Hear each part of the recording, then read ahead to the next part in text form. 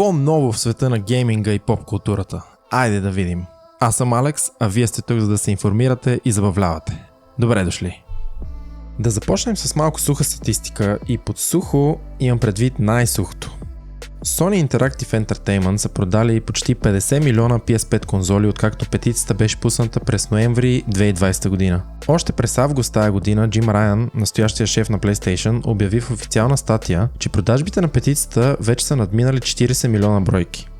Приближавайки се към края на 2023 година, най-вероятно ще стигнат 50-те, а по коледните празници кой знае, може и да ги надхвърлят. За перспектива, 50 милиона PS5 конзоли от 2020 насам прави по около 1 милион и 400 хиляди конзоли на месец. Или към 45 хиляди конзоли всеки божи ден, което се равнява на близо 1800 парчета на час. Завъртява се свят от цифри. Няма да смятам колко са 50 милиона по 1000 лева, нямам толкова нули на елката, но важното е PlayStation фенове, че ставаме все повече и девелоперите ще трябва да влагат малко повече старания във всеки един продукт, за да задоволят тази голяма маса от критици. Като говорим за PlayStation, да видим какви са декемврийските предложения, за който плаща PS Plus. Имаме Sable, една игричка с very positive ревюта в Steam, уникален арт стил и Exploration. Имаме Lego 2K Drive, състезания с Lego колички. Имаме и Power Wash, мечтата на всеки геймър, да чисти неща с пръстройката. Нови за Xbox Game Pass пък са Remnant 2, Persona 5 Tactica и Spiritea, с очакване за Rise of the Tomb Raider и Far Cry 6 по-късно през декември. Тази седмица на сцената излиза Avatar Frontiers of Pandora. Дали ще е нещо уникално или ще е Far Cry с 3 метрови сини извънземни? Предстои да разберем. Каквото и да говорим за Ubisoft, едно не може да се отрече. Знаят как да правят наситени отворени светове и как да поставят играча в виртуален сандбокс, в който да си прави почти каквото се иска. Там, където имам съмнения, е в качеството на отделните квестове, защото ако сте играли която и да било игра на Ubisoft, знаете, че повече от половината им квестове, особено сайт квестовете, са занеси това там, донеси това тук, убий този човек и после всичко се повтаря. Дано ни изненадат приятно с това заглавие. Ще видим по ревютата и стримовете за какво и да реч. I am Navi.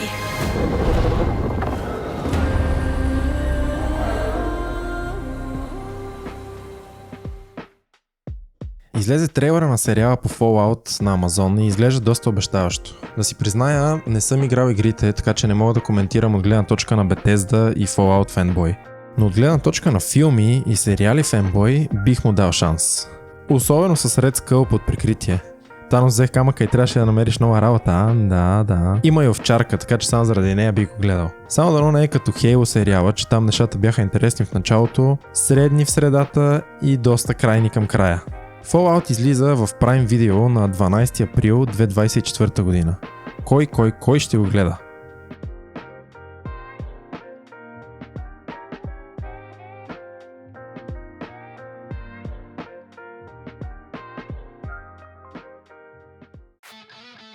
Game Awards сезон, бейби! Церемонията по връчване на наградите за игри 2023 година ще се проведе на 7 декември на живо от Microsoft Theater Лос Анджелис. Най-важната категория естествено е Game of the Year, където номинираните тази година са Alan Wake 2, Spider-Man 2, Baldur's Gate 3, Resident Evil 4, Super Mario Bros. Wonder и разбира се, легендата за Zelda Tears of the Kingdom. За мен основната битка ще е между Baldur's Gate 3 и легендата за Zelda и двете от които не съм доиграл. Come on, Alex! Други интересни категории са Best Narrative, Best Score and Music, Best VR, Best Multiplayer, Best Accessibility и други. Много от споменатите по-горе игри са номинирани освен в Game of the Year и в доста от другите категории. А коя игра според вас е Game of the Year? Напомням ви, че миналата година Game of the Year грабна една малка игричка, където почти никой не игра.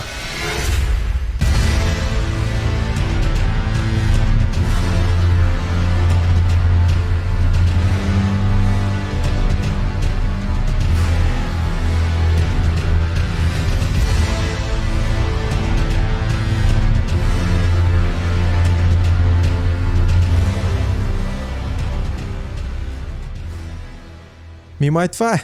Не мисля, че нещо друго е останало, което да се е случило тази седмица. Освен може би трейлера на най-очакваната игра за изминалото десетилетие. Grand Theft Auto 6. Rockstar най-накрая хвърлиха малко трохи на цялото гейминг комюнити на 5 декември, като пуснаха първия трейлер на GTA 6, показваш главните герои, с които ще играем. Джейсън и Лусия. Предполагам, ще играем и с двамата в различни мисии или по наш избор ще ги сменяме, както беше в петицата.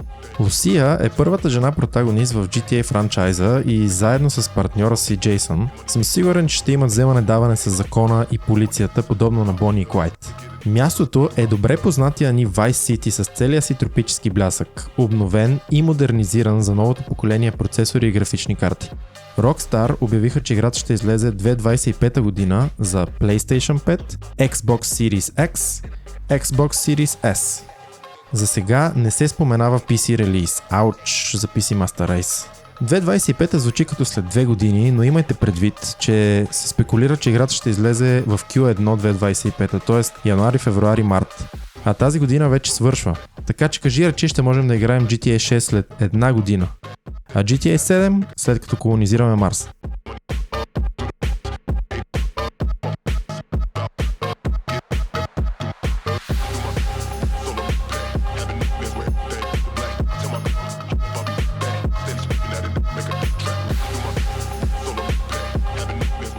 Кажете сега какво мислите за новия трейлер на GTA 6, ще го играете ли, няма ли да го играете, ако я пуснат за 300 лева ще си я купите ли?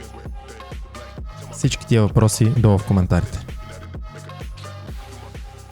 Казаха ми, че бутоните долу помагат. Лайк, сабскрайб, камбанки и звънци. За нас още по-важна е обратната връзка от теб, за да продължаваме да се развиваме, да продължаваме да те информираме, да продължаваме да те забавляваме. О, да!